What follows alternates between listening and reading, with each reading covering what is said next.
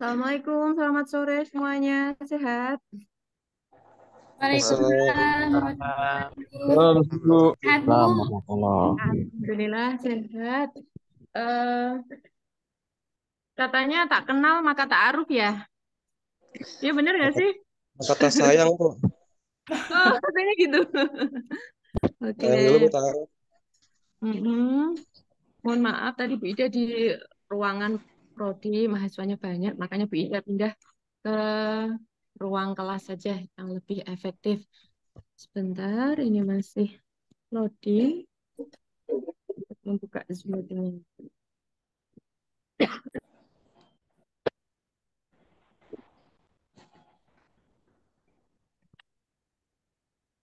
Kalau boleh tahu nih Bapak Ibu Mas Mbak sekalian rata-rata dari tenaga pendidik maksudnya guru atau ada dari profesi atau pekerjaan yang lain?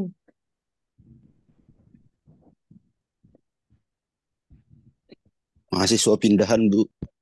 Mahasiswa pindahan. Kok bisa mahasiswa pindahan? Terkena konflik.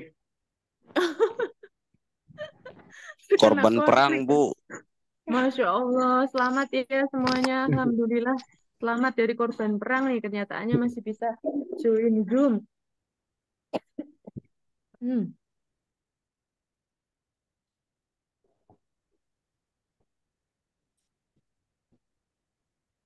Ini perkuliahan atau mata kuliah yang sudah ditempuh baru Pancasila atau sebelumnya sudah pernah ada yang kuliah? Mungkin tadi sudah ada bahasa Indonesia, Bu. Tadi bahasa Inggris atau tadi ada mata kuliah PAI. Kemarin sudah Bu. Kewirausahaan. Kewirausahaan. Oke, dosen pengampunya siapa?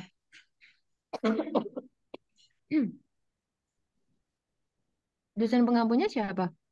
Bapak Mujib, Oh, Pak Ahmad Pak Mujib. Ahmad Mujib, Bu. Oh, Dokter Ahmad Mujib. Oke.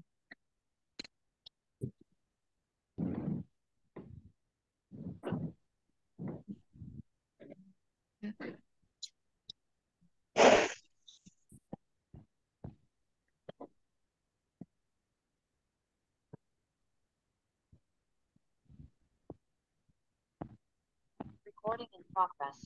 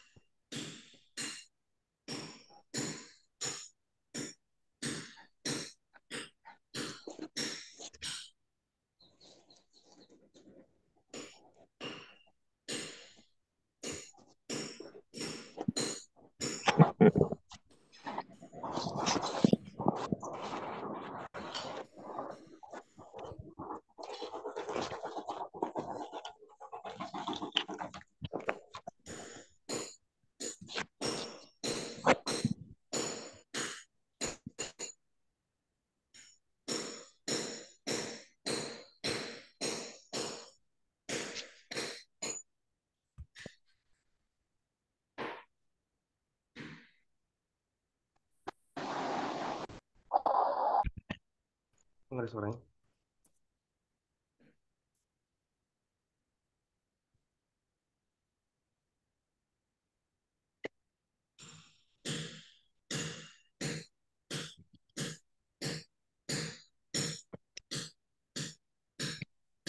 SMR ya bangun.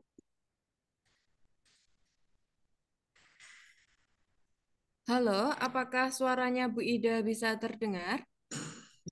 Bisa, Bu. Bu. Bentar, Bu. Oke, Bisa, Bu. baik. Assalamualaikum warahmatullahi wabarakatuh. Waalaikumsalam. Waalaikumsalam warahmatullahi wabarakatuh. Sebelum kita mengawali perkuliahan pada sore hari ini, marilah kita bersama-sama membaca doa terlebih dahulu menurut agama dan kepercayaan masing-masing. Berdoa dipersilahkan.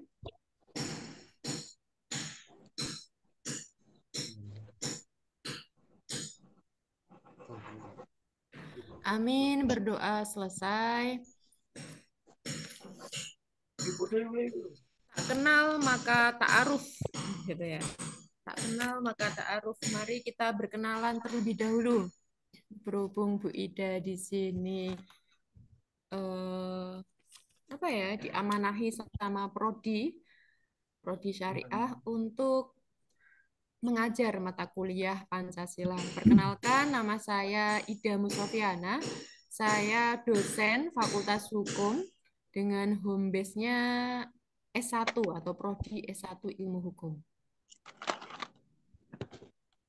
Saya pada semester gasal ini diamanahi oleh prodi Bapak Ibu. Saya panggilnya Mas Mbak aja ya, biar kelihatan muda gitu, boleh? Iya, Bu, masih Ya. 20-an tahun. Oke, masih 20-an Ih, ya. monggo. Siap. Di prodi Mas Mbak sekalian untuk mengampu mata kuliah Pancasila. Saya aslinya dari Demak. Di sini mungkin ada yang dari Demak asalnya. Mas Arif. Gimana ini? Arif. Oh ya, Demaknya mana ini? Bonang, Bu. Oke, Bonang, Bu Ida Langganan Demaknya. banjir. Oke. Bu Dicangkem Ida, yuk. daerah mana itu? Bonang, Bu, Bonang. Oh, Bonang, Kecamatan Bonang ya. Oke. Saya kecamatannya Karangtengah. Saya kelahiran Demak, aslinya dari Kecamatan Karangtengah. Saya asalnya dari SMA Negeri 1 Karangtengah. Yang dekat jembatan Wonokerto itu toh yang sering diperbaiki, ada kemacetan. Oh ya, ini ada yang ngirim pesan suaranya kalem. Kalau sekarang bagaimana? Apakah suaranya lebih keras? Udah, Bu. Oke, baik, udah keras ya. Karena ini saingan sama Pak Tukang. Ruang sebelah itu sedang diperbaiki untuk ruang rapat. Begitu perkenalan dari saya asli dari Fakultas Hukum Unisula angkatan 2011. Kemudian lanjut S2-nya, S2-nya di Unisula juga. Ngambil Magister Ilmu Hukum, lulus pada bulan Oktober 2016. Kemudian bekerja 1 tahun, pas tepat 1 tahun, November 2015 sampai November 2016 di Akademi Komunitas Negeri Demak. Yang dari asalnya Demak mungkin pernah melewati SMA 1, SMP 1, di situ ada kampus biru ya. Di situ ada kampus biru, PSDKU Demak. Program studi di luar kampus utama atau program jarak jauhnya PNJ Politeknik Negeri Jakarta. Saya pernah kerja di situ selama 1 tahun. Pada tahun 2017-nya Bu Ida sebagai dosen di Fakultas Hukum Unisula. Begitu perkenalan dari saya. Adakah yang ingin ditanyakan mungkin atau ada yang ingin didiskusikan? Lahir 92 berarti, Bu, ya. Ah ya, kok tahu? Nah, soalnya hampir sama. Hampir sama. Oke, hampir sama ya, betul. Kakak tingkat Oh, kakak tingkat selisih berapa tahun ini? 1 tahun. Oh, 1 tahun. Berarti jenengan 93. Oke. Betul. Oke, yuk kita perkenalan dulu, boleh? Boleh banget, Bu. Asik, boleh banget, Bu. Perkenalan ini dari siapa ya? Bentar. Hmm, Abdul Aziz. Waduh. Oke, Abdul, Bu. ya. Mas Abdul Aziz dari mana ini? Bogor, Bu. Oh, dari Bogor. Tahu Unisula dari mana? Are-are. Di sini banyak juga ya. Oke. Sekitar. Teman-teman, Bu. Iya, teman ke teman. Oke. Kerja di mana, Mas Abdul Aziz di Bogornya? Hmm, belum kerja sih, Bu. Masih menjadi tolib. Menjadi pelajar ya, menjadi mahasiswa. Bu. Oke, Mas Abdul Aziz dari Bogor. Kalau Mas Ahmad Hilmi Fuadi. Ahmad. Hadir, Bu. Oke, Mas. Panggilannya siapa ini? Helmi aja, Bu. Oke, Atau Mas Fuadi bisa. Fuadi. Oke, Mas Hilmi dari mana, Mas Hilmi? Saya dekat, Bu, dari Magelang saja. Oke, Magelang. Kalau Unisula ya sering terdengar ya, sering mendapatkan informasinya. Kalau Ya. Mas Ahmad Farhan. Halo, Mas Ahmad. Sorry, Ahmad Farhan, Ahmad Al-Farisi juga ada? Biar cepet deh. Dua-dua. Ahmad Al-Farisi, Ahmad Farhan, belum ada. Aiman Abdurrahman. Aiman. Ya, Bu. Oke, Mas Aiman dari mana ini? Dari Depok, Bu. Dari Depok. Oh, jauh-jauh juga ya. Alfiadi Hidayani.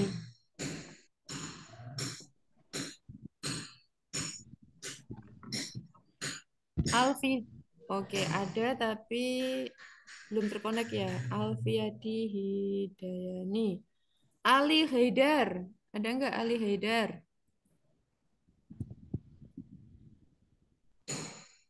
Ali Haidar. Mas Ali. Ada tapi masih di mute Mas Ali Haidar.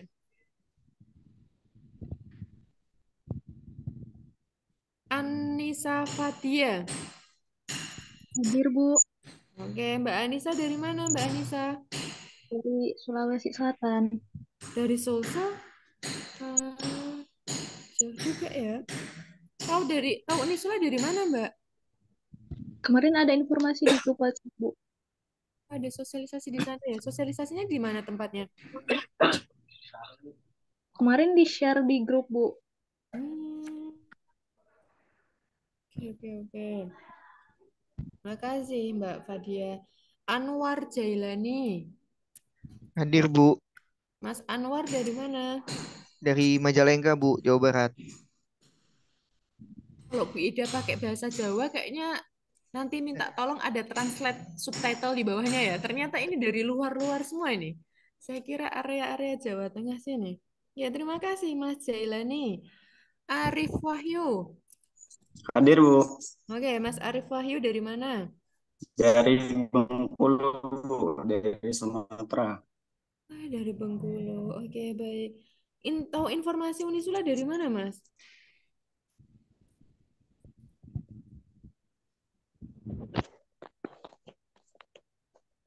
Di grup WA. Ada di grup WA. Sip, sip, sip. Sosialisasi baru sampai kanan juga. Atikal Maulia. Ya, Atikal Maula. Ya, Bu, Kak Atikal dari mana? dari Cirebon. Dari Cirebon, oh ya. Teman saya juga ada yang dari Cirebon. Mana ya? Unswagati ya, kalau nggak salah deh. Fahri Ananda. Hadir, Bu. Oke, Mas Fahri. Oke, Mas Fahri. Loh, Fahri Ananda Mukti. Di sini Fahri Alfi. Sama orangnya. Beda, Bu. Hari AM, Bu, itu. Itu Disingkat. Fahri FM kan ya. Yang itu berarti Mas Fahri mana ini?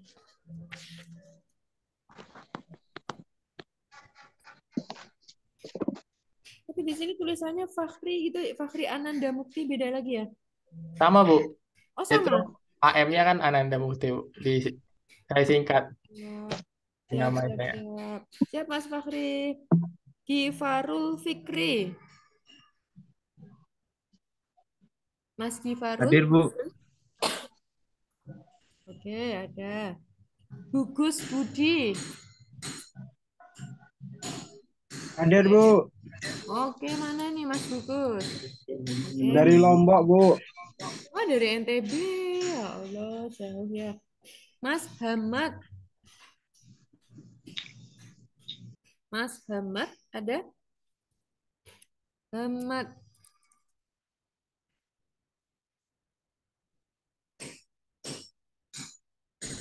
Nggak ada Mas Hamad nih. Hayatul Fakhri. Hadir, Bu. Mas Hadir. Fakhri dari mana? Dari Padang, Bu. Sumatera Barat ya? Iya. Hayatul Fakhri, terus Iin Inaratul Jalalah. Mbak Iin. Hadir. Mana? Oh, Mbak Inaratul. Mbak Iin dari Sunda ya? Bu, dari Subang. Oh, dari Subang. Baik. Ismiatul Muawiyah. Hadir, Bu. Mbak Muawiyah dari mana? Dari Cirebon. Banyak juga ya dari Cirebon. Ini dari pondok pesantren atau bagaimana? Rata-rata kok dari Subang, pondok Cirebon. Kita semuanya dari Sudan, Bu. Hmm. Kasman. Ada enggak? Kasman. Kasman. Oke, belum ada. Laila Agnia. Laila. Belum ada. Lobby Pangestu. Belum ada. Lutfiana. Mbak Lutfi. Hadir Bu. Dari Sudan ya, Mbak? Iya, dari Sudan. Banyak sekali ya. Atau ada MOU ini? Ada MOU kah? Sama FAI Syariah? Kurang tahu. Kurang tahu ya. Oke. Mas Hanif Muafa. Mas Hanif Muafa. Hadir, Bu. Oke, Mas Hadir, Bu. Hanif dari mana? Dari Medan, Bu. Dari Medan. Wah, Masya Allah. Mas Syahrul Ibrahim. Hadir, Bu. Mas Syahrul. Oke, sama ya. Tadi lagi bedah-bedah nih Mas Syahrul. Gimana Sudah, Mas Syahrul? Dari Gorontalo, Bu. Gorontalo, oke. Mbak Mubarakatul Aulia. Mbak Aulia. Masih di mute. Mas Hadir, Ibu. Fathul. Oke, Mbak Aulia dari mana? Dari Magelang, Bu. Dari Magelang. Iya. Oke, dari Magelang. Baik. Mas Fathul Mubin. Hadir, Bu. Mas Fathul dari mana? Dari Manado, Bu. Oh ya? Manado. Mas Manado. Oke. Mas Rifki dari mana ini? Halo Mas Rifki Ramadan. Belum ada. Mas Afifuddin. Mas Muhammad Afifuddin. Ya, hadir, Bu. Mas Muhammad Afifuddin dari mana ini? Dari Sidoarjo. Dari Sidoarjo. Oke, ngapak-ngapak. Medok-medoknya masih ada ini seperti Bu Ida Sidoarjo. D-nya tuh tebel ya, seperti Bu Ida juga kalau bilang Ida. Oke, Iya, Mas betul. Afifuddin. Muhammad Albara. Halo, Mas Albara. Hadir, Bu. Mas Albara ini dari mana? Padang, Sumatera Barat, Bu. Padang, Sumatera Barat. Ih, keren ya. Mahasiswanya banyak. Mas Muhammad Al-Falah. Hadir, Bu. Mas Falah dari mana? Bengkulu, Sumatera. Dari Bengkulu. Mas Arifin. Hadir, Bu. Oke, Mas Arifin dari mana ini? Dari Padang, Bu. Rata-rata Padang, Sudan ya. Baik, sip. Iya, Didi Sudan, Bu. Izzuddin dari Sudan. Dari mana Mas Didi? Dari Sudan juga. Ini Mas Didi pasti rajin sikat gigi ini. Ya, kan ada pasta gigi mereknya Didi ya. Ini jangan-jangan punyanya Mas Didi ini. Mas Hasan Albana. Tadi ada Bana tuh. Hadir, Bu. Mas Bana dari mana Mas Bana? Dari Salatiga, Bu. Oke, tetangga sendiri nih, Salatiga. Mas Muhammad Iqbal. Mas Hadir, Bu. Muhammad Iqbal. Hadir, Bu. Dari mana Mas Iqbal? Bukit Tinggi, Sumatera Barat, Bu. Dari mana Mas Iqbal? Oke, dari Sumbar. Bukit Tinggi, Sumatera Terima Barat. kasih. Mas Muhammad Kais Reza Pahlavi dari Sumatera Barat. Oke, Mas Kais Reza. Mas Kais. Oke, belum masuk. Mas Sabikul. Mas Sabikul Mas Umam. Sabikul Umam. Hadir, Bu. Masih di mute, Mas. Oke. Oke. Mas Hadir, Umam dari hadir. mana? Mas Umam dari mana? Dari tadi, Bu. Iya, dari mana? Iya, dari mana?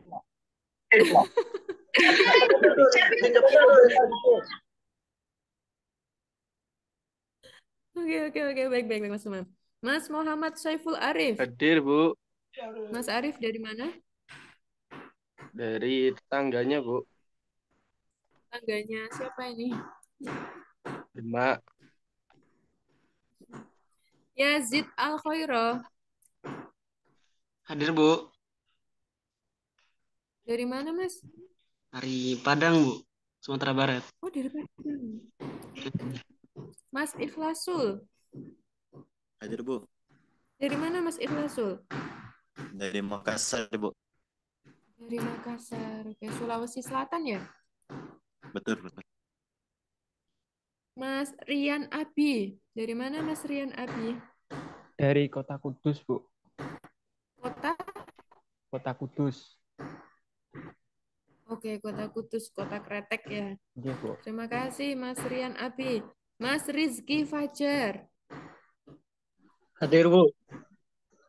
Mas Fajar dari mana? West Jakarta. Mana itu? Jakarta Barat, Bu. Jakarta Barat, Jakarta Barat. Mas Rian Alvita. Iya, Bu. Mas Rian Alvita dari mana ini? Dari Bojonegoro. Dari Bojonegoro, terkenal dengan dawetnya ya? Iya tuh, dawet Bojonegoro. Oh iya, Mas mungkin, Bu. Suprianto. Mas Supri. Ya, hadir, Bu. Mas Hadir, Bu. Supri dari mana ini? Dari Sulawesi. Sulawesi mana? Sulawesi Selatan juga. Sulawesi Selatan. Oke. Iya, Mas Bu. Tengku Raja. Ini mesti dari Aceh ya? Mas Tengku. Dari Aceh, Bu. Iya, Bu. Dari Aceh. Mas Thomas, ada nggak? Mas Thomas?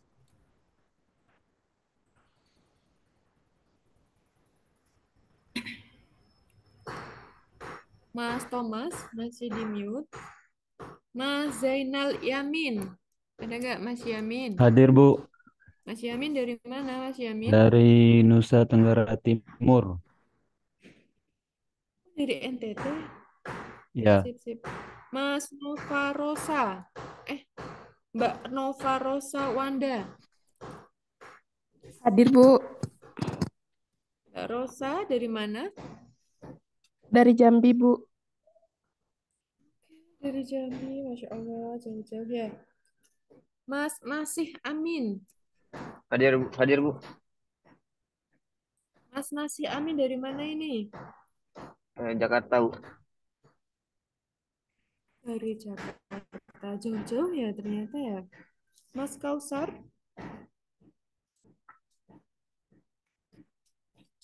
Mas Hadir, Kausar. Bu. Ini Iya. cewek. Oh, Mbak Iya. Kausar, sorry. Oke, Mbak Kausar dari mana ini Mbak Kausar? Dari Malang. Malang, Bu. Malang, Jawa Timur. Timur. Ya, kalau Magelang Jawa Tengah. Baik, ini semuanya fresh graduate atau ada yang sudah pernah kuliah sebelumnya? Semuanya udah kuliah, Bu, di Sudan. Baik. Iya. Berarti Bu Ida nggak perlu menjelaskan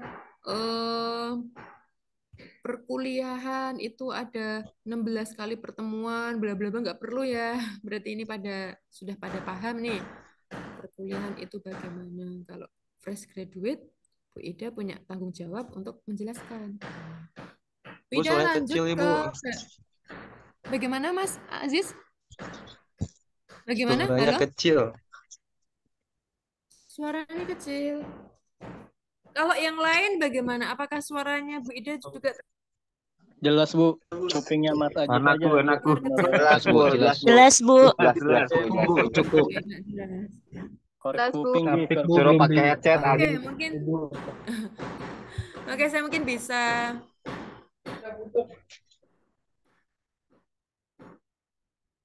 mungkin bisa menyarankan ke Mas Aziz untuk bisa pakai headphone mungkin ya ataupun earphone gitu. Oh, udah, Bu. Aman, Bu. Aman. Aman. Oke, good. Dalam mata kuliah Pancasila ini otomatis ada pertanyaan ya. Kok saya sudah mendapatkan mata pelajaran Pancasila waktu S1, waktu kuliah SD, SMP, SMA. Kok waktu kuliah S1 juga ada lagi? Jadi mata kuliah pendidikan Pancasila ini dalam rangka apa sih? Pembentukan karakter. Diharapkan mahasiswa mampu untuk menjelaskan, mahasiswa diharapkan mampu untuk menguraikan. Menguraikan apa, Bu? Mata kuliah Pancasila ini dalam satu semester, bosan tidak bosan akan ketemu dengan Bu Ida. Mata kuliahnya apa saja? Mata kuliahnya apa saja? Materinya apa saja? Materinya diantaranya 1. Tentang sejarah bangsa Indonesia. Pancasila pada era pra-kemerdekaan. Mahasiswa mampu untuk menentukan dan menguraikan dasar negara. Dasar negara Indonesia itu apa saja? Bla bla bla bla, diantaranya sampai dengan Pancasila sebagai sistem filsafat. Yang akan kita jelaskan, kita uraikan kaitannya tentang implementasi kebijakan 4A. Apa sajakah implementasi kebijakan 4A itu? Kementerian Pendidikan dan Kebudayaan mengeluarkan Permendikbud tahun 2020 yang lalu mengeluarkan implementasi kebijakan 4A. Terdiri dari anti korupsi, anti bullying atau perundungan, anti kekerasan seksual, dan yang terakhir adalah anti intoleransi.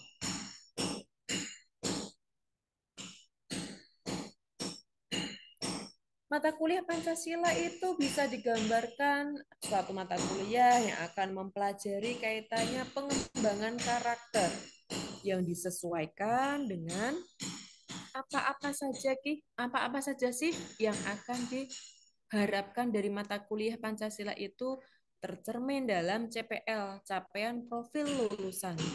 Apa saja itu CPL-nya atau capaian profil lulusan? Diharapkan setelah menempuh mata kuliah Pancasila ini, mahasiswa mampu bersikap beramar ma'ruf nahi mungkar, mampu menguasai dasar-dasar teknologi informatika digital. Maksudnya Bu, kok menguasai teknologi digital informatika?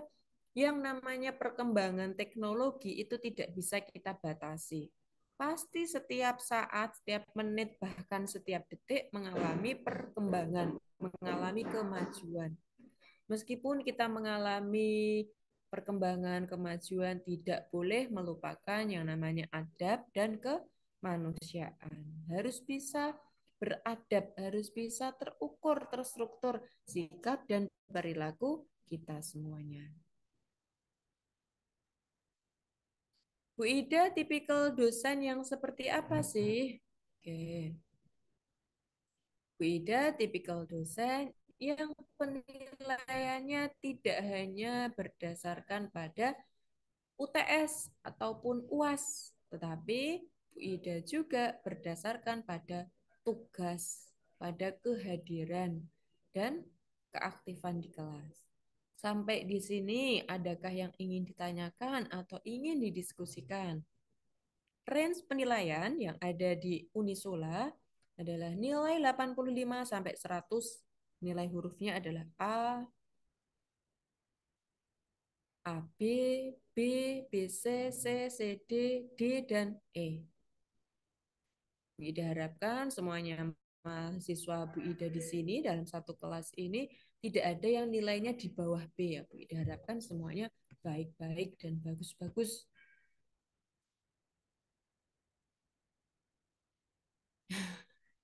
Suara palunya sudah hilang kan? Alhamdulillah sudah hilang tuh. Sampai di sini adakah yang ingin ditanyakan?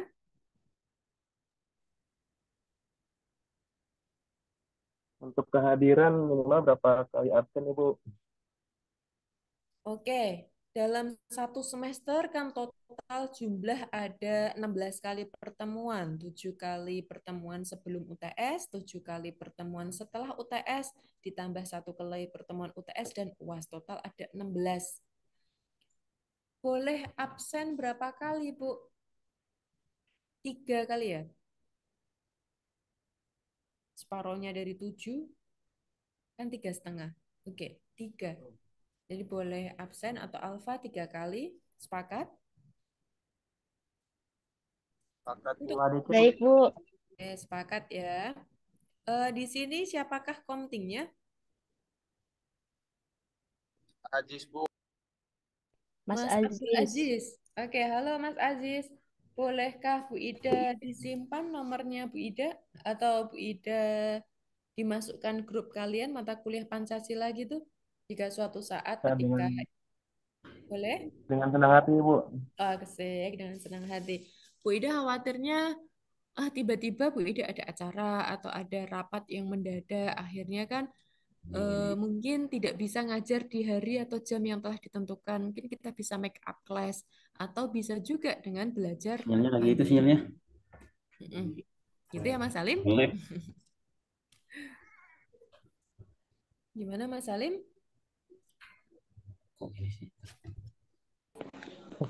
Yuk kita belajar sedikit tentang sejarah Pancasila. Apakah materi PowerPoint yang Bu Ida share screen sudah muncul? Udah, Bu. Udah, Bu. Oke, sudah muncul ya.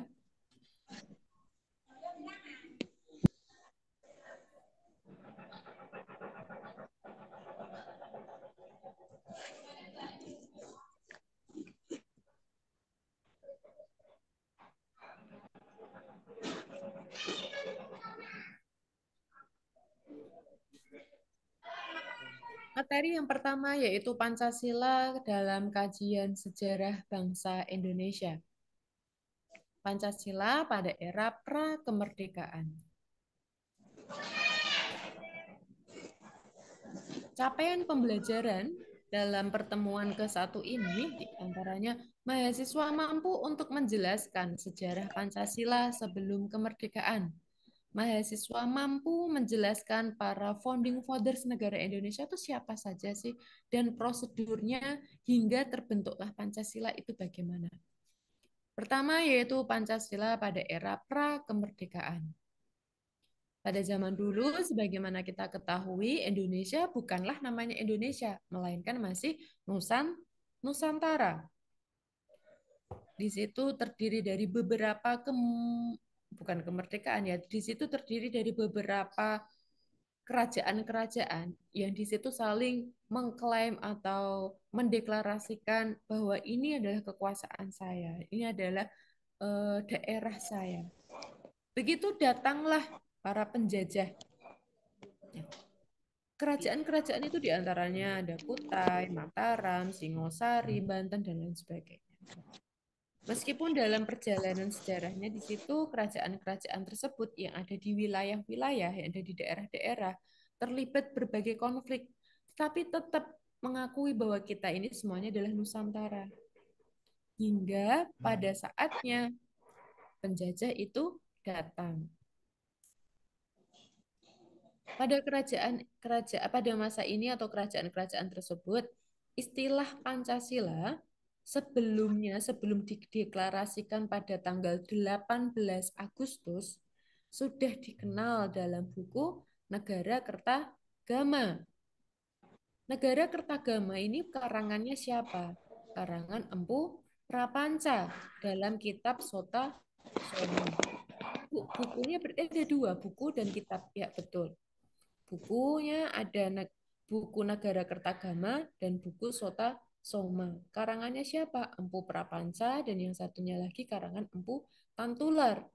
Di dalam buku tersebut, entah itu buku Negara Kertagama ataupun buku Sota Soma, di dalamnya diajarkan adanya ajaran satu, tidak boleh melakukan kekerasan, baik itu secara fisik, baik itu secara non-fisik atau verbal.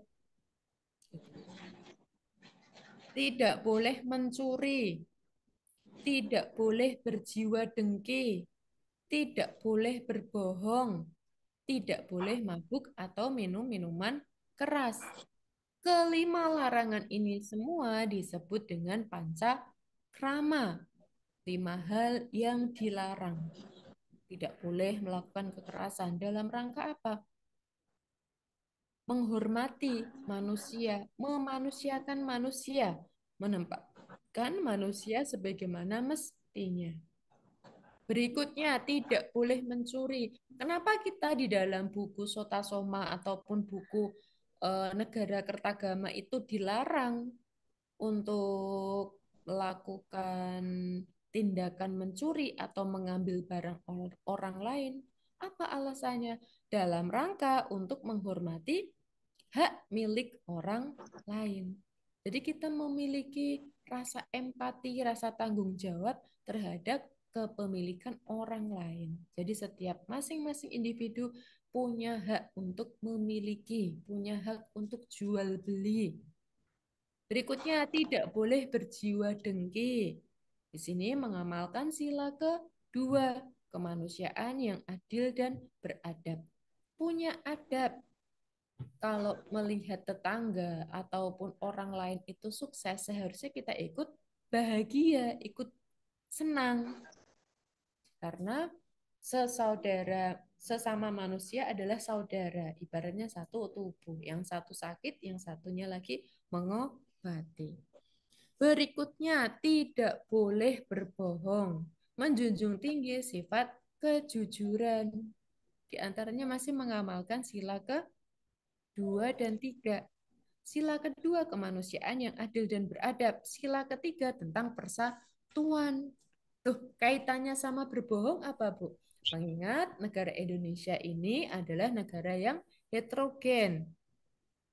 Jika ada suatu hal yang dirasa tidak cocok atau tidak sesuai, kita harus saling terbuka, kita harus saling menghormati. Tidak bisa semuanya itu, kalau istilah orang Jawa itu blokosuto, diterima mentah-mentah itu. Tapi kita harus bisa legowo, kita harus bisa bertoleransi. Berikutnya, tidak boleh mabuk atau minum minuman keras. Di antaranya mengamalkan dari sila ke-1, yaitu ketuhanan. Kenapa sih tidak boleh minum minuman keras? Toh itu membeli dengan uang sendiri. Toh itu juga saya minum-minum sendiri, bukan untuk orang lain. Tapi coba kita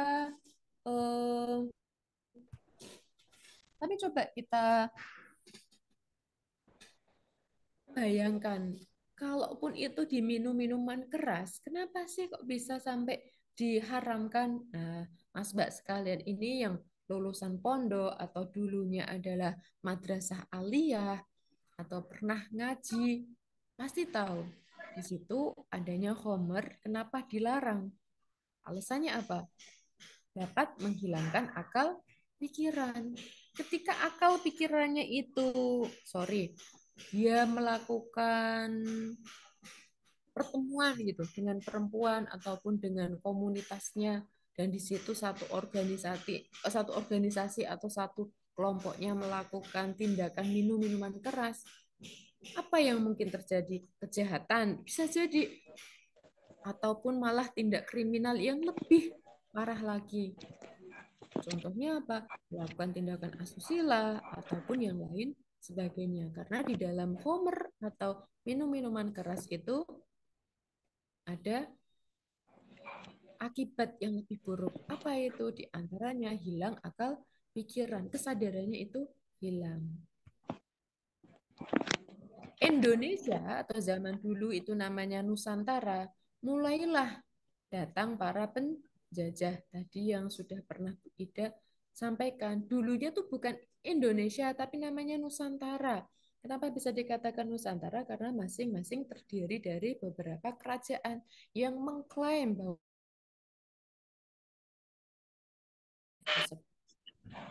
berikutnya ada kolonialisme. Apa itu kolonialisme? Rasa jiwa bangsa yang dijunjung secara berabad-abad. Adanya penjajah ini selain mengajarkan kolonialisme yang dalam rangka itu untuk merusak jiwa para rakyat Indonesia, tidak lain lagi adalah adanya kerja rodi, kerja romusa untuk meraup keuntungan sebanyak-banyaknya, mengkuras setiap kekayaan yang ada di Indonesia. Contohnya adalah sumber daya alam, sumber daya manusia. Sumber daya manusianya diperbudak untuk membangun jembatan, untuk membangun jalan, seperti jalan Dendeles ya, dulu pernah diajarkan jalan Dendeles. Contoh kekayaan alam yang dikuras. Kenapa sih bangsa-bangsa Eropa itu, negara-negara Eropa pada datang ke Indonesia? Negara Indonesia ini adalah negara yang tropis. Setiap tanaman atau setiap buah-buahan yang ditanam di Indonesia akan tumbuh subur. Ibaratnya mengamalkan slogan gemah ripah loh jinawi gitu. Semuanya bermelimpah ruah. Kalau lagunya Kus-Plus apa? Bukan lautan, hanya kolam susu. Tongkat dan bambu cukup menghidupimu. Kalau kalian ada tongkatnya dari bambu atau batang ketela pohon saja, kita tanam cup gitu. Kita tusukkan di atas tanah, nanti dengan sendirinya dia akan tumbuh. Tumbuh menjadi apa? Jadi tanaman singkong atau pohon.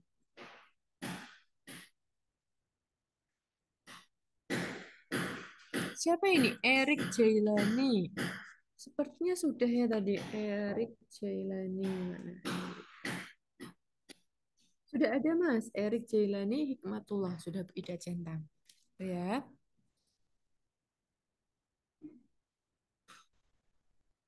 Mas Kais. Mana Mas Kais? Tadi sepertinya sudah. Mas Kais Reza.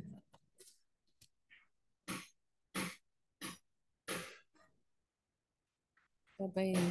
Mas Lobi Pangestu.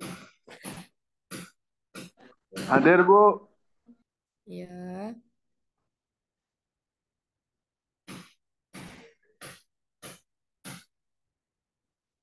Oke, Mbak Laila Akhna, Mbak Laila. Oh, Laila Akhna. Hadir, Bu. Oke, baik.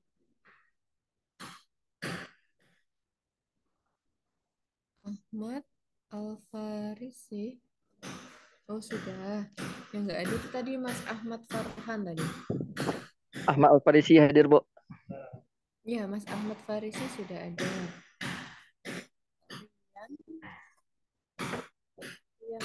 itu.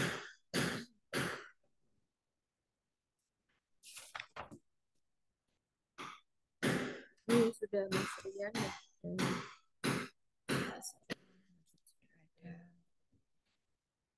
Itulah sejarah Pancasila sebelum era kemerdekaan. Ya, sama-sama Mas Erik. Ditandai dengan adanya pergerakan-pergerakan Budi Utomo pada tahun 20 Mei tahun 1908. Di situ adanya kebangkitan nasional bersama-sama untuk melawan penjajah. Ditambah lagi pada tanggal 28 Oktober tahun 1928, para pemuda bersumpah, kami putra dan putri Indonesia, mengaku bertumpah darah satu, tumpah darah Indonesia karena air Indonesia. Bangsa yang satu, bangsa Indonesia, menjunjung tinggi persatuan bangsa Indonesia.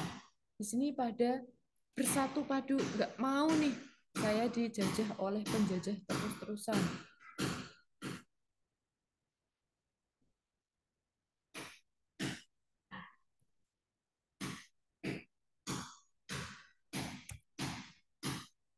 Sumpah Pemuda ini menjadi awal kemunculan eksistensi bangsa Indonesia. Mulai nih pionir-pionir untuk memberontak penjajah itu ditandai dengan adanya kebangkitan nasional, dan berikutnya tadi ada Sumpah Pemuda. Terus para golongan tua seperti Insinyur Ahmad Soekarjo, Insinyur Soekarno, Prof. Yamin, dan lain sebagainya bersatu untuk berembuk, untuk merundingkan Indonesia ini, mohon maaf, Hindia Belanda atau julukan yang telah diberikan oleh Belanda kepada Indonesia ini tidak bisa terus-menerus dengan keadaan seperti ini. Yang keadaan seperti apa? Keadaan di bawah penjajahan Belanda, penjajahan Jepang, dan lain sebagainya. Muncullah ide untuk membentuk BPUPKI, Badan Persiapan Usaha-Usaha untuk Kemerdekaan. Sidang BPUPKI atau Dokuritsu Jumbi Kosakai di sini dilaksanakan 3 kali. Yang pertama tanggal 29 Mei tahun 1945. Ya, ini bulan September, tanggal 19 ini mulai dibuka CPNS. Baik. Jadi bagi mahasiswa-mahasiswi sekalian yang bercita-cita, yang berkeinginan untuk menjadi PNS katakanlah, biasanya soal-soal ini muncul. Prof. Yamin pada tanggal 29 Mei mengusulkan, biasanya muncul ABCD-nya ini. Antara lain yaitu kecuali. Bisa dilihat yang kecuali yang mana ini. Biasanya ini muncul di TPA, tes potensi akademik. Yang diusulkan oleh Prof. Yamin itu diantaranya 1, peri kebangsaan, 2, peri kemanusiaan, 3, peri ketuhanan, peri kerakyatan, dan yang terakhir adalah peri kesejahteraan rakyat. Selain M. Yamin, ada Dr. Supomo pada tanggal 30 Mei-nya.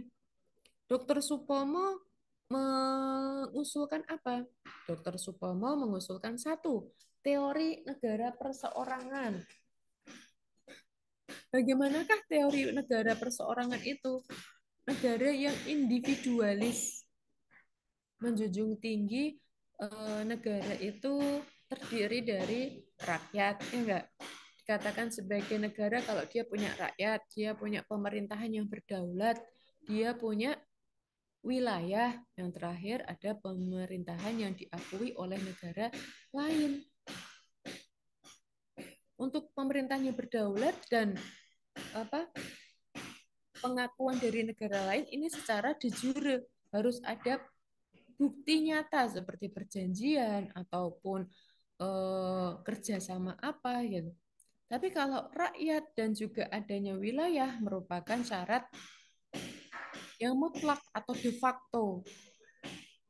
Kalau individualis, oke, berarti masuk kaitannya tentang rakyat. paham negara kelas, adanya kelas-kelas. Kalau di Bali itu ada kelas kesatria, di atasnya lagi ada kelas Brahmana. Oh sorry, ada kelas Sudra, kelas kesatria, dan yang terakhir ada kelas Brahmana. Ada paham negara kelas berdasarkan klasmen atau tahapan-tahapan. Berikutnya ada paham negara integralistik.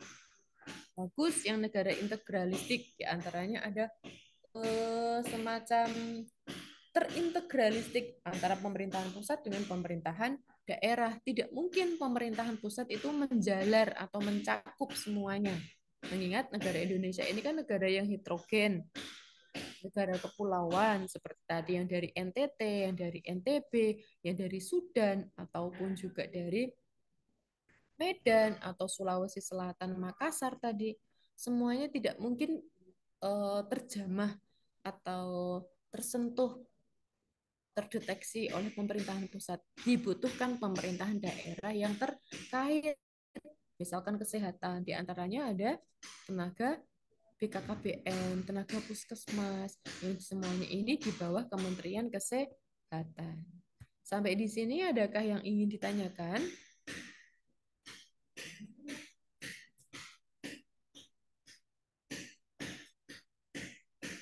Sampai di sini adakah yang ditanyakan atau ingin didiskusikan? Sorry, kalau mahasiswa itu pasti sudah pinter ya.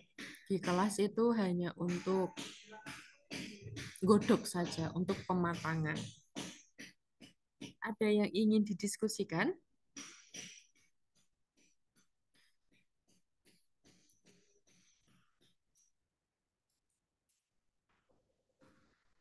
Sorry, tinggal sedikit. Bu Ida ambil charger sebentar ya.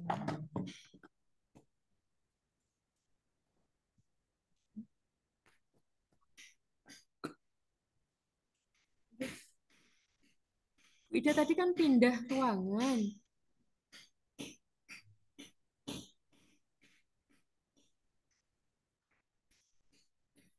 Saya lupa bawa charger. Oke, Bu Ida, cepat saja. Karena ini tinggal 10% ya. Berikutnya ada Insinyur Soekarno pada tanggal 1 Juni tahun 1945. Ada nasionalisme atau kebangsaan Indonesia, ada internasionalisme. Kita tidak bisa menutup adanya hubungan internasionalisasi atau kita adalah hubungan bilateral. Kita butuh dengan hubungan yang lain atau internasionalisasi. Berikutnya ada mufakat atau demokrasi. Berikutnya ada kesejahteraan sosial. Dan yang terakhir ada ketuhanan yang berkebudayaan. Dari ketiga usulan yang mulai dari Pak Yamin, Profesor Dr. Supomo, dan Insinyur Soekarno, ke semua usulan beliau-beliau ini bisa dikategorisasikan menjadi 3 hal, yaitu Trisila dan Eka Sila. Trisila itu terdiri dari sosionasionalisme, menjunjung tinggi kebangsaan atau nasionalis, sosiodemokrasi, menjunjung tinggi kemanusiaan, dan demokrasi. Apa itu demokrasi? Mufakat, musyawarah untuk mencapai kata sepakat. Yang terakhir ada ketuhanan. Eka silanya apa? Kesemuanya yang bisa mencakup. Adanya gotong royong.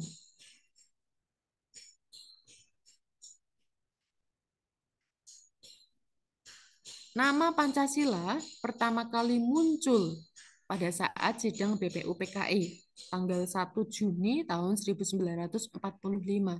Hingga saat ini kita kenal dengan hari lahir Pancasila, yaitu 1 Juni tahun 1945.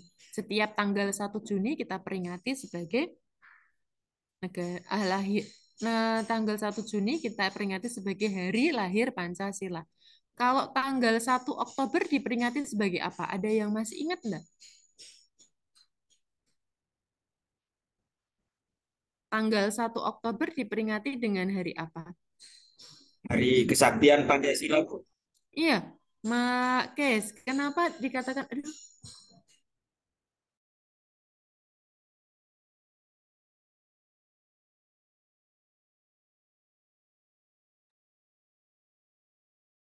Habis baterai kayaknya.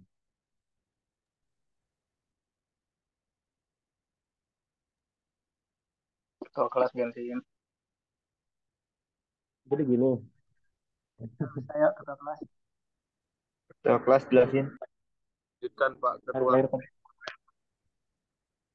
hari lahir Pancasila, Mari. siapa yang tahu? Oke, diskusi apa ini? Palunya Mas Bana hilang. JKT48-nya mana? Palunya hilang, ini palunya muncul lagi nih. Maaf ya, Mas siapa tadi? Mas Iqbal dan rekan-rekan sekalian. Di ruangan Bu Ida ini sebelah sedang ada perbaikan. Jadi tak tok tak tok ada bunyi musiknya.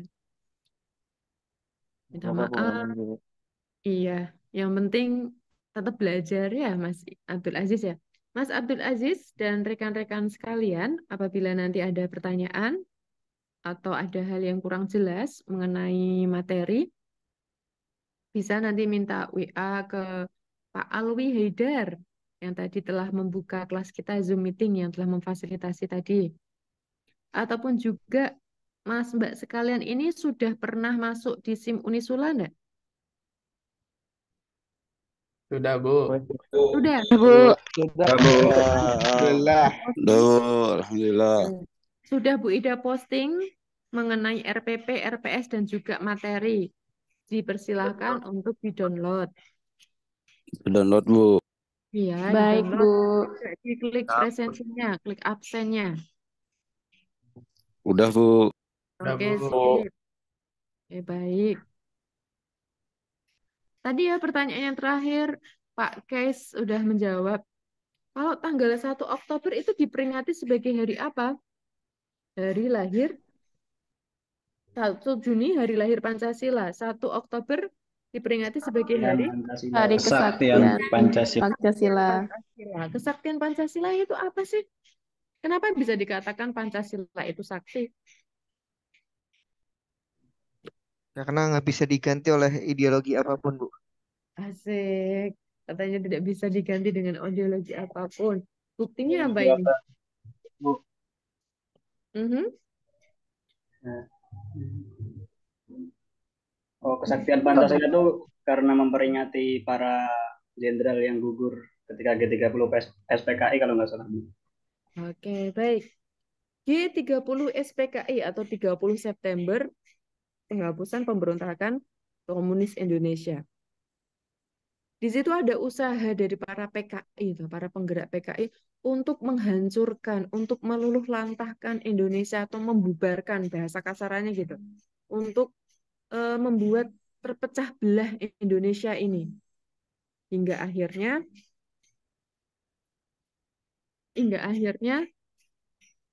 usaha dari PKI ini tidak bisa. Kenapa?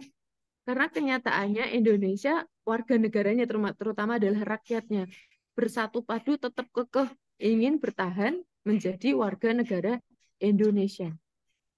Itu 30 September. Hingga akhirnya tanggal 1 Oktobernya, karena dirasa PKI ini sudah apa ya, merasa putus asa, merasa usahanya sudah dikerahkan semuanya tadi, pemberontakan para jenderal, para TNI, kebanggaan Indonesia dimasukkan ke lubang buaya, dimasukkan ke sini untuk ini loh para pimpinanmu sudah saya hancurkan, saya luluh lantahkan, kamu harus ikut saya ibaratnya gitu, PKI. Tapi karena sikap para rakyat Indonesia yang tetap bersatu, pegang teguh pada Pancasila, hingga akhirnya PKI ini kalah, PKI ini mundur. Makanya disebut sebagai Hari Kesaktian Pancasila. Betapa hebatnya Pancasila, mampu untuk menangkal, tidak hanya menangkal, mampu untuk menjaga persatuan Indonesia hingga akhirnya tidak terjadi perpecahan. Makanya disebut sebagai kesaktian Pancasila. Para founding fathers tadi, capaian pembelajaran kita diantaranya mempelajari Pancasila pada prasejarah atau pra kemerdekaan, Yang berikutnya adalah para founding fathers. Pada sidang BPUPKI yang hari ketiga, Insinyur Soekarno pada tanggal 1 Juni tahun 1945 yang mengusulkan 5 pokok tadi, ada nasionalisme, ada internasionalisme, demokrasi, sama peri kemanusiaan. Kelimanya ini mulai nih mengkerucut. Tadi ada Trisila dan Ekasila. Dari kesemuanya ini muncullah bagaimana kita bisa membuat yang namanya Pancasila, 5 sila. Dari 3, ada Ekasila juga, kan seharusnya 4. Tapi terinspirasi nih sama bukunya, buku Sota Soma dan buku Negara Kertagama. Karangannya Empu Prapanca dan Empu Tantular. Di dalam buku itu ada pancakrama nih, ada 5 hal larangan. Kenapa kita tidak membuat 5 juga? 5 menjadi pionir, menjadi pilar pegangan kita. Nah, muncul kita ini membuat Pancasila. Di antaranya yang saat sekarang ini masih berlaku, sila kedua, kemanusiaan yang adil dan beradab, kerakyatan, persatuan, keadilan, ini masih tetap sila 2, 3, dan 4, serta 5. Tapi yang ada perubahan adalah sila yang ke-1, ketuhanan yang Maha Esa. Kenapa ini bisa berubah?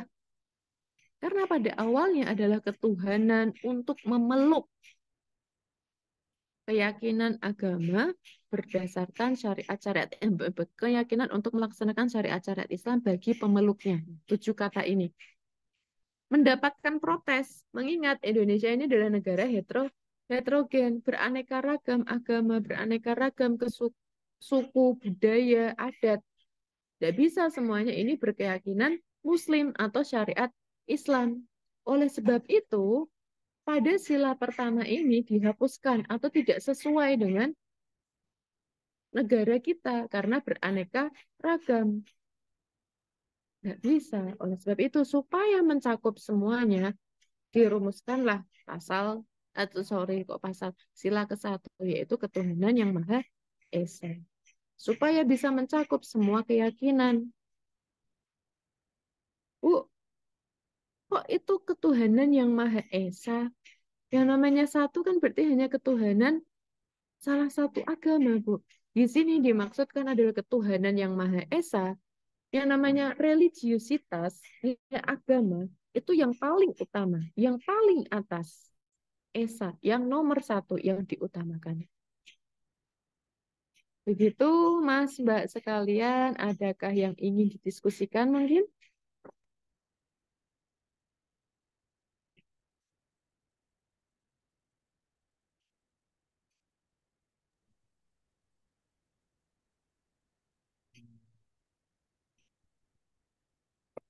Ada yang ingin didiskusikan sebelum kita akhiri? Halo?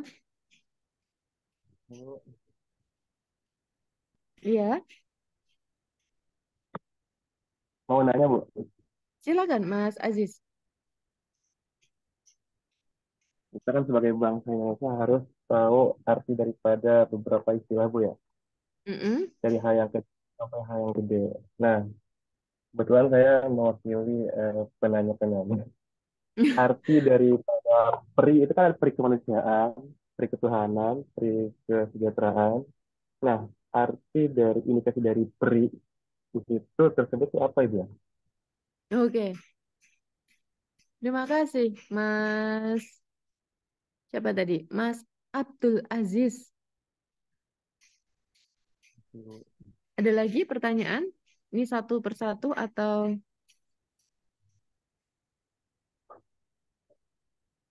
Bertanya, Bu. dijawab satu persatu atau lanjut dulu? Ada lagi pertanyaan?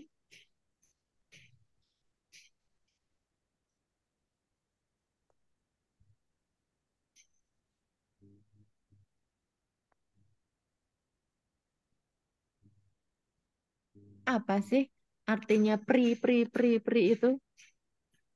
Ada yang tahu nggak kenapa Muhammad Yamin pada tanggal 29 Mei yang lalu itu merumuskan, ya kita butuh nih dasar negara, dasar pijakannya bangsa sebelum kita menyatakan kemerdekaan, jangan sampai kalau kita sudah merdeka, kita malah bingung nih. Mau ngapain? Apa pijakannya? Iya, halo Mbak.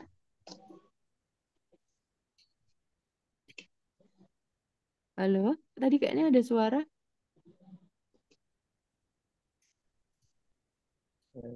Halo? Oke, baik. Muhammad Yamin itu menjelaskan atau usul apa saja sih pada tanggal 29 Mei itu?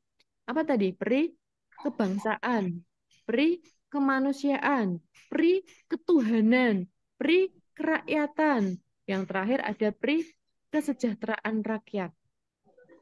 Kelima ini, kenapa ada semuanya itu pri? Artinya apa sih pri? Kalau kita secara bukan akademis ya, kalau kita secara seperti cerita-cerita fairy tale, peri itu kan sesuatu yang indah, kecil, mungil gitu ya, seperti putri-putri gitu, atau bahasanya mungkin semacam penjaga gitu, peri. Seperti ceritanya siapa ya kalau ada yang peri-peri ini?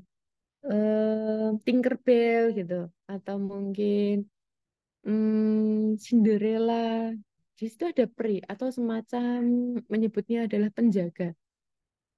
Kenapa menyebutnya pakai peri, Bu? Istilah zaman dulu itu belum ada asas. Kalau sekarang kan ada asas.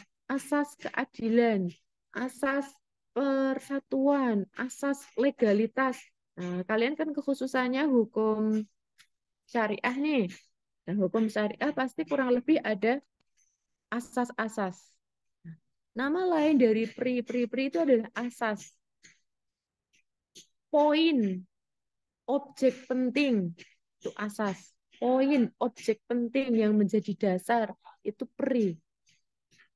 Pri kemanusiaan berarti seperti pengakuan hukum bahwa di dunia ini, termasuk Indonesia, itu sebagai bangsa yang menjunjung tinggi bangsa yang lainnya dalam rangka memanusiakan manusia atau menempatkan manusia sebagaimana mestinya. Inilah pri kemanusiaan.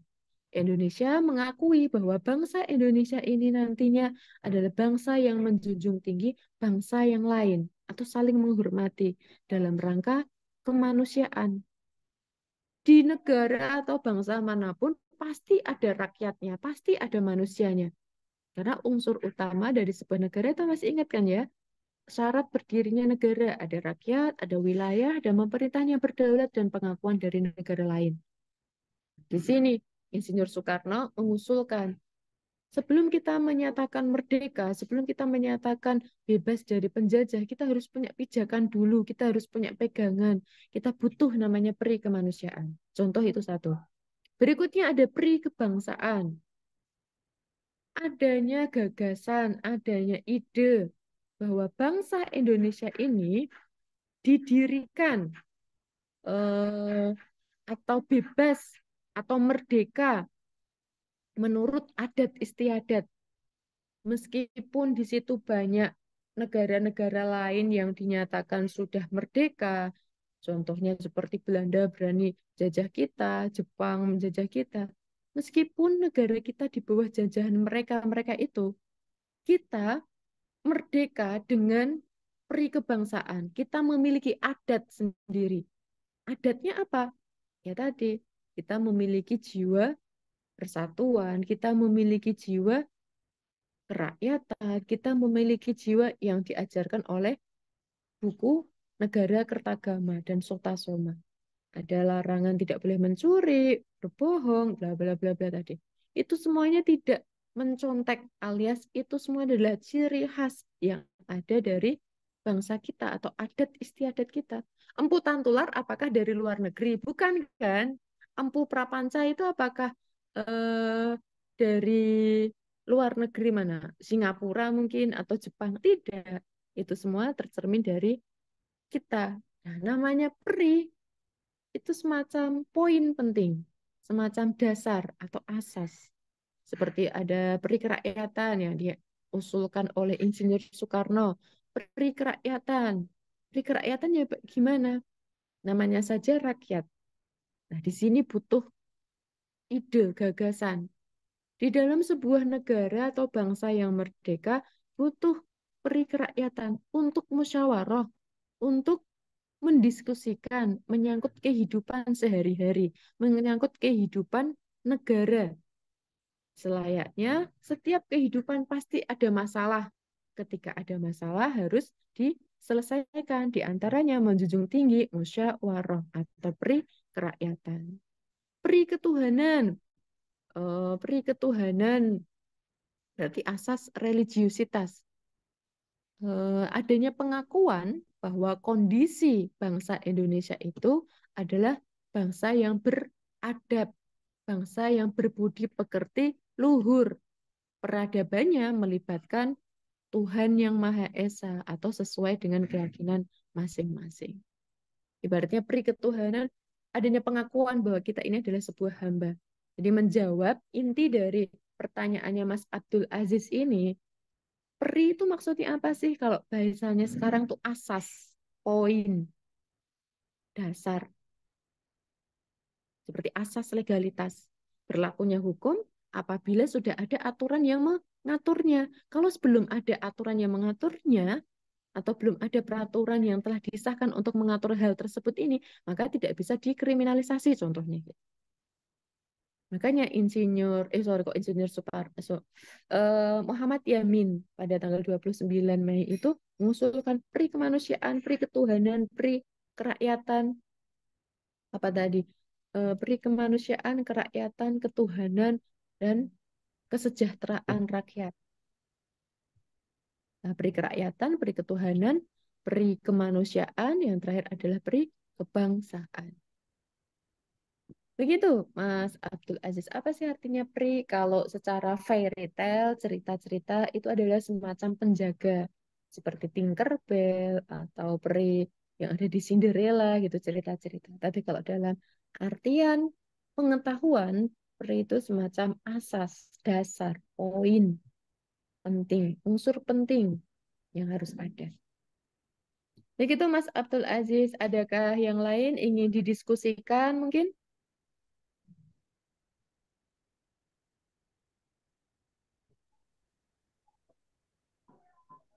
Ada yang lainnya ingin didiskusikan?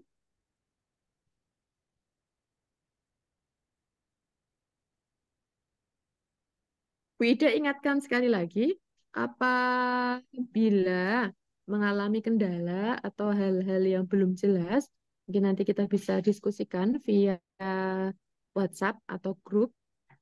Silakan nanti kita diskusikan via WhatsApp grup. Silakan kalian klik presensi juga yang ada di SIM Unisula. Sudah bisa ya mengoperasikan SIM Unisula, masuk di bagian learning, kemudian memilih mata kuliah yang dituju, katakanlah contoh sekarang ini mata kuliah Pancasila, silakan diklik mata kuliah Pancasila dan diklik pada pertemuan 1, klik absen. Kenapa Bu Ida masih menggunakan presensi manual? Karena Bu Ida biasanya pakai SIM Unisula cukup.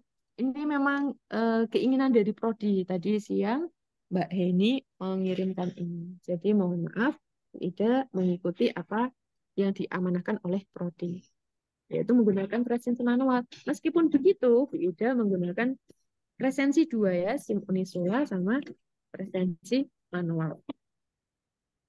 Sebelum Bu Ida akhiri, adakah yang ingin didiskusikan? Atau ada hal yang belum jelas mungkin? Boleh.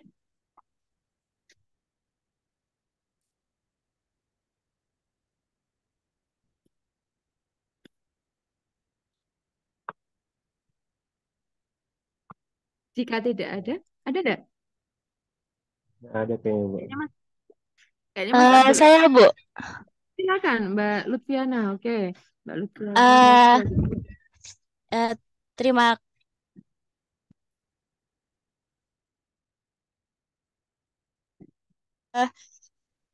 terima kasih. Tadi kan dijelaskan yang digagas sama Supomo ya, Bu ya. Nah, itu Mm-mm. ada teori integralistik. Mungkin bisa Mm-mm. dijelaskan lagi, belum paham yang itu. Terima Oke. kasih. Oh, ini sama-sama Mbak Lutfiana. Mbak Lutfiana ini kayaknya fresh graduate ya? Enggak, Bu. Dari Oh, Sudan juga enggak. ini. Udah tua di Sudan. Oke, oke, oke. Sorry. Maaf ya. Nah, kok Muhammad Yamin lagi, sorry. 30 Mei,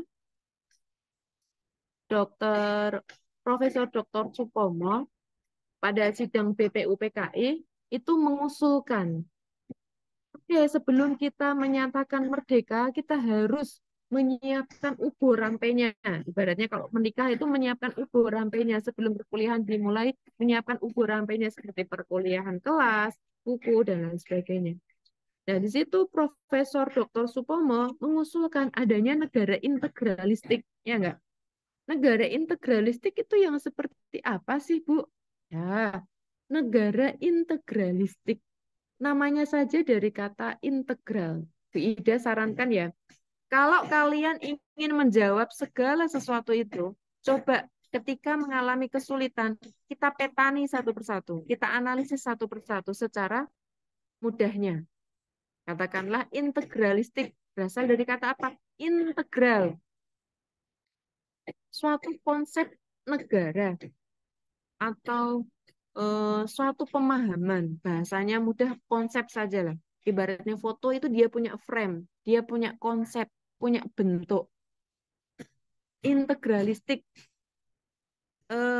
harus terintegral. Apa ya? Saling berhubungan. Tadi Bu Ida sampaikan. Tidak mungkin hanya mengandalkan pemerintahan pusat. Tidak mungkin pemerintahan pusat itu bisa menjamah dari dari katakanlah sekarang kan DKI-nya masih di Jakarta ya, atau daerah ibu kota itu masih di Jakarta. Ketika nanti ibu kotanya pindah ke Kalimantan, otomatis akan lebih jauh lagi ketika mau ke NTB katakanlah atau ke Sulawesi. Di sini tidak mungkin pemerintahan pusat bisa menjamah ke semuanya. Butuh orang lain, butuh pemerintahan daerah.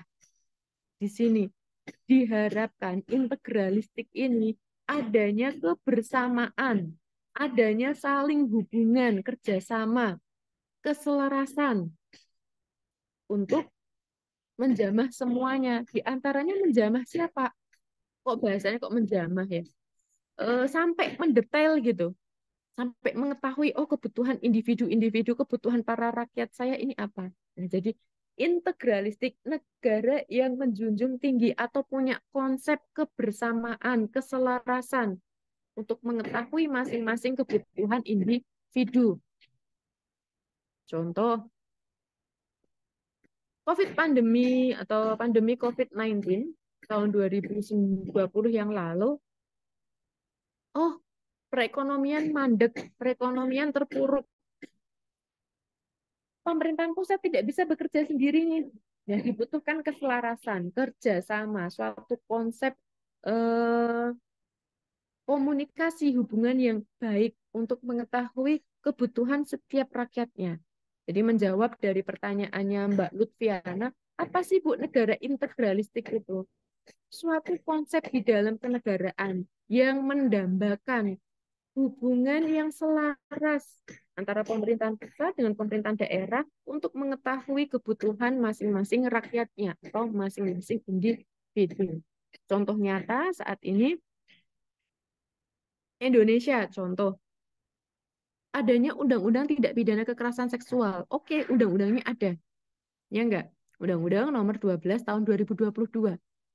Undang-undang ini tidak mungkin bisa berjalan tanpa adanya yang di bawah para aparatur penegak hukumnya seperti kepolisian, seperti kejaksaan, ataupun kehakiman sebagai pemutus perkara. Kesemuanya ini dibutuhkan keselarasan, integralistik, saling berhubungan. Berhubungan yang bagaimana? Selaras, saling komunikasi kebersamaan untuk menegakkan hukum tindak pidana kekerasan seksual. Contoh lagi, undang-undang ini oke, sudah diputuskan, sudah disahkan di pusat. Bagaimana pelaksanaan di daerah, bagaimana pelaksanaan di masyarakat. Butuh nih yang namanya organisasi ataupun asosiasi perkumpulan yang gencar untuk mensosialisasikan. Mungkin bisa keluar namanya pergub atau peraturan gubernur tentang pembentukan mawas diri atau ketahanan keluarga, kaitannya menjunjung tinggi kekerasan, menjunjung tinggi penghapusan kekerasan seksual dan lain sebagainya. Jadi secara singkat, Mbak Lutfiana, integralistik adalah suatu pemahaman, suatu konsep gitu saja lah. Suatu konsep untuk membangun keselarasan, komunikasi antara yang di atas dengan yang di bawah, supaya mengetahui kebutuhan masing-masing individu yang ada di suatu bangsa atau negara tersebut. Begitu, Mbak Lutfiana.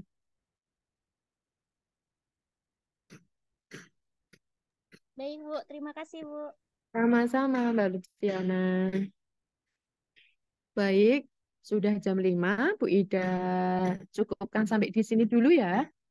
Marilah kita akhiri perkuliahan pada sore hari ini dengan bacaan hamdalah secara bersama-sama dan doa kafaratul majlis.